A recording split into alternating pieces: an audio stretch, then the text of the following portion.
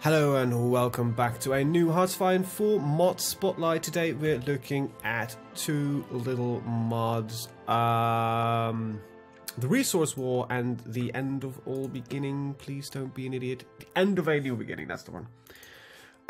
Resource war, gotta show up that up first, but before we start, I want to say thank you to people who wrote a love response in the previous video, the ending of the Kaiserreich Germany campaign. Thank you very much. Your words mean a lot to me.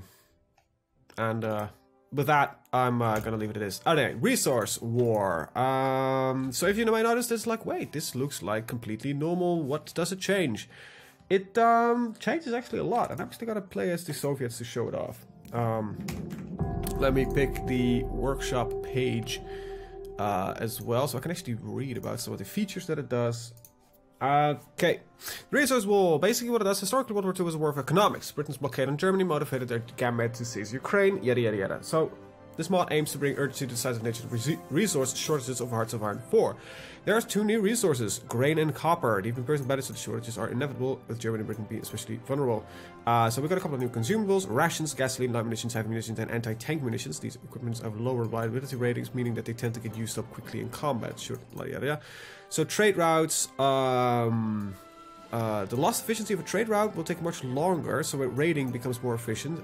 Submarines are faster, and strategic bombers also better, and convoys are more expensive to produce. So this is all mod. It's only the thing that it kind of does is just add a lot of trade, supply, and that kind of stuff. So let's just dig into it. So there's no new resources in this, except for this little bit here, but that's basically, you know, now you have this, but that's all there is. So the rest of it is just incredibly the same. They're gonna play about 10 minutes around with it in the meanwhile while we're explaining a lot of things. So let's first of all just create a Russian army. There we go. Don't care. Right. So, trade. Let's see. We have new copper and grain. And actually, the guy, I don't know who made this, but the guy who made the icons, this fits the same style, which is really good to see, because it usually is kind of like, not really. But you know, great work there. So yeah, we've got grain and copper, and we of course have quite a bit of grain. Let's go to the resource map mode, see, and that's of course in Ukraine, which has been called the Grain Shadow Europe. It's kind of also why Germany went and struck for it, because they had a issue with not enough food for their forces. Anyway, so you have some new resources, and they are scattered around the world. Now, I've not really taken a look at balance, but they do write about that the AI has some trouble working with these, so I think that's something that they can improve upon in the future. And I would like to see more resources than just grain and copper, but it's, you know, a good start. So how do you use these? So very simple, you just produce it. It's just extra equipment that is actually used for your troops. So you have rations, light munitions, heavy munitions, anti-tank munitions, and gasoline. So basically, if you have AT guns, you'll be using, it will use anti-tank munitions. It says here for I think it's pure for anti-tank. Heavy munitions is for like howitzers, anti-air guns, and tanks. We've got light munitions, which is usually by infantry, and we've got rations because everybody needs to bloody eat. And as you can see, the reliability is very low, and I don't think you can actually change that.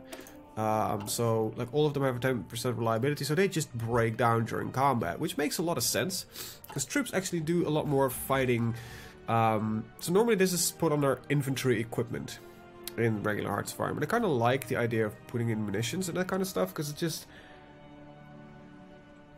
a gun is a gun, right? It doesn't break as much. Like, this says 90% reliability, so you don't lose as much guns, but you will fire ammunition at the enemy, so you actually need the ammo to fight. And I kind of like this new addition, which also kind of changed the way the game is played. As you can see, we have a trouble with copper and rubber. Now, rubber is a little bit difficult for Soviet Union to attain, because rubber mostly exists in the Asian sphere here, and I think the closest piece of rubber that we might be able to potentially get, yeah, that would be kind of like Siam, without, you know, getting into too much trouble.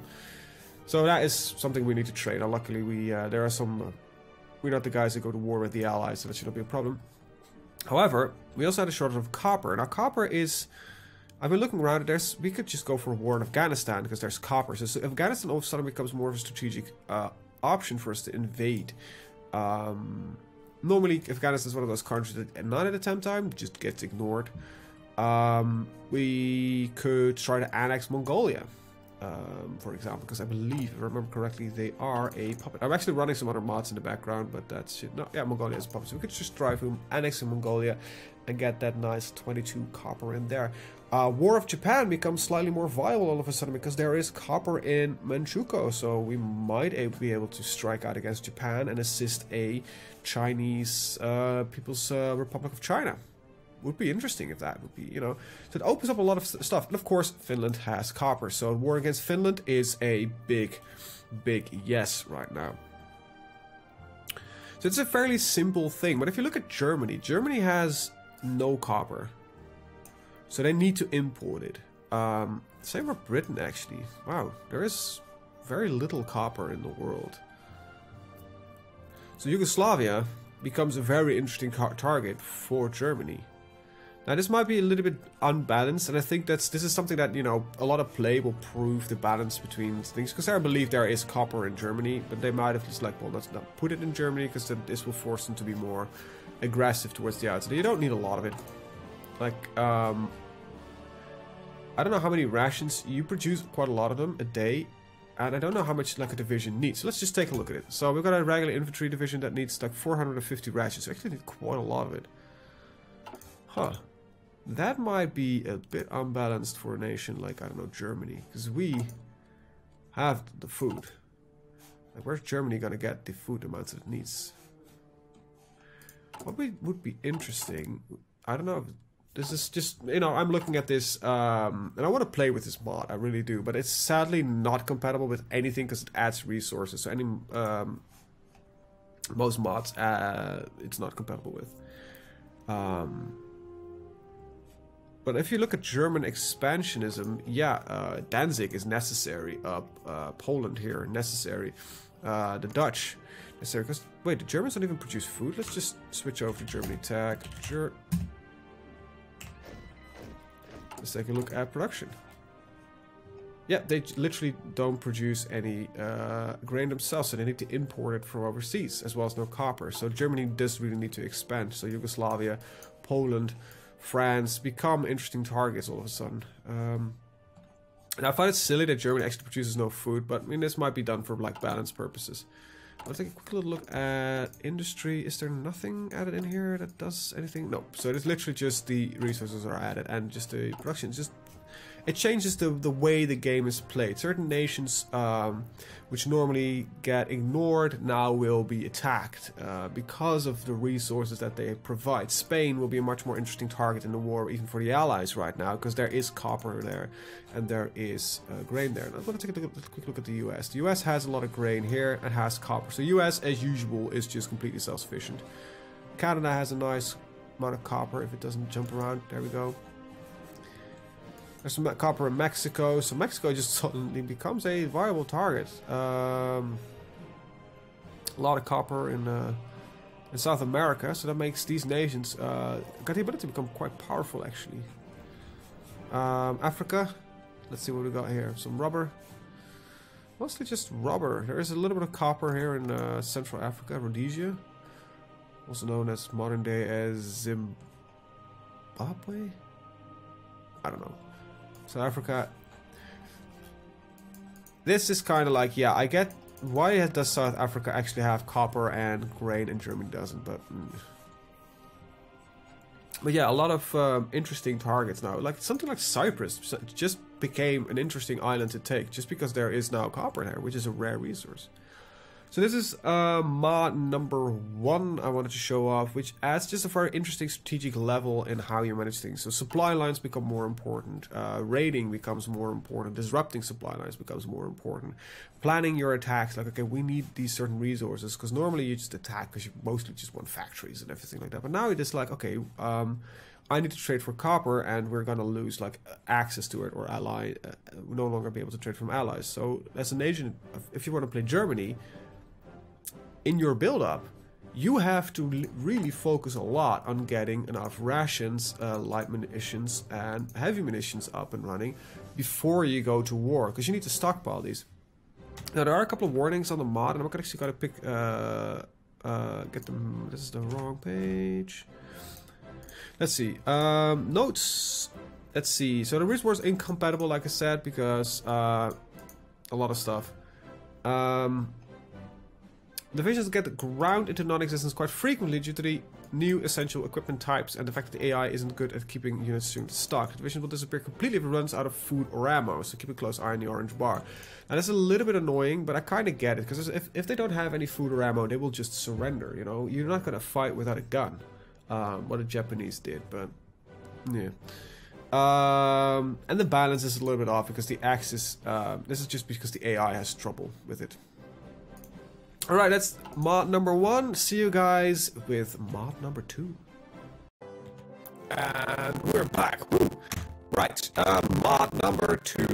This is End of a New Beginning. So basically what this does is a timeline extension mod.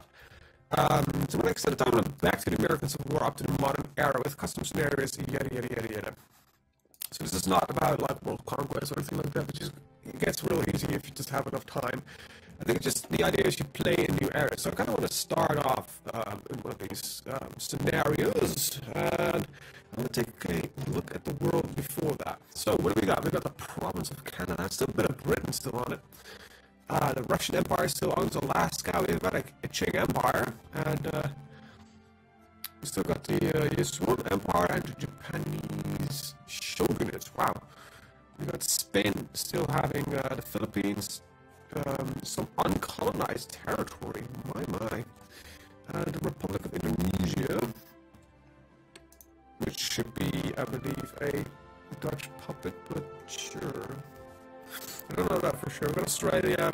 I think they were already colonized by Dutch. Anyway. Like Africa is still untouched at this point. I don't know what kind of influence it has, a lot of stuff, but still got France. Germany doesn't exist yet. Ireland is a lot independent, so this is a lot interesting. Now I'm going to see. This is 1857, so if we go back to menu, maybe.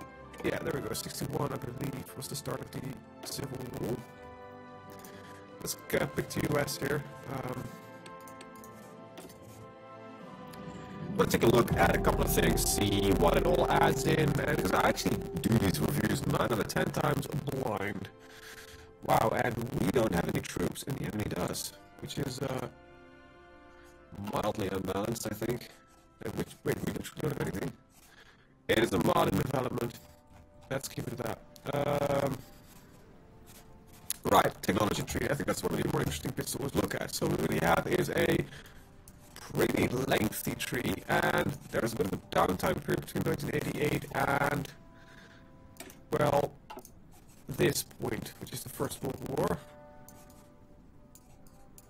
But hey, that's kind of to be expected. So like I say, still are focusing on the beginning bit, which is, you know, acceptable, and this looks like a fully functional tech tree, at least for the infantry. What do we have? Okay, let's just start at the top. We've got here sidearms, hand revolvers, which gives the frontline battalions. Just frontline battalions? But that was a frontline battalion. I will figure it out. Give them some soft attack. Semi-automatic pistols, wow. Then we got our rifles, which is just infantry equipment. Enhanced firearms, 14 Henrys, lead Medford. We're gonna take a look at the German stuff, Prussians actually. Got field guns, these are machine guns. Jäger guns, they're not field guns, they're actually machine guns. The Maxim guns, wow, were they already invented in 1882? Wow. Uniforms, which is, doesn't really do much apparently. That mod's still in development. But even got hats, which actually does something. We got covered weapons, harsh lumbers, we've got mounted infantry. This is probably just locks, a new type of infantry. Locks for grooves, mounted infantry, and then we've got troop equipment, some soft attack. Interesting. interesting. Support companies didn't change, just that's a weird spot. This should probably be extended. But at least, yeah. Armor, well, they didn't have to change anything here because armor literally just got invented in 1918, give or take. Artillery, they didn't really add much to this tree. So I guess this is also one of those, this is the mod as negative element. And I will say to people that do this, I kind of get why you want to release what you have. I think the big question is, should you already? Naval, it's okay, so the naval tree is partially implemented. It looks like it should go further, but we can go further, so a little bit weird. Alright, we got naval doctrines, air. That should not, well, this should change a lot because they were piloted before 1933. Engineering, nothing changes here. I can get this tree, not changing much, but I would like to see something before that. And we got industry, which is a bit strange, but kind of does its work. So this is clearly still in a fairly wow, that's actually kind of awesome. But it's clearly still in early development, and that's not a problem per se. I don't know, I'm going to blame mods for being in development. Let's see. Is it Peru? That's for Prussia. No, Peru. Let's figure out what a tag is for Prussia. I want to see if there's like, let's see, their PRS. That makes sense, PRS. I want to see what their tech tree looks like. Do they have their own unique weapons? Nope. Ah, wait, actually, partially they do. They can have something on grid, so they kind of do have. That's interesting. Let's see, France has unique equipment and field rifle. I'll start with them, but again, they got to just support artillery and a Lee Medford rifle. The UK, perhaps. Actually, the tag is with England.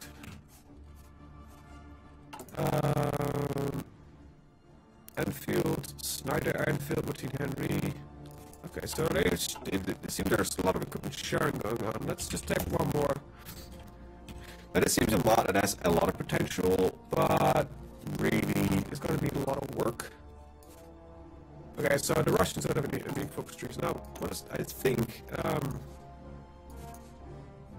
most, this looks like a generic focus tree.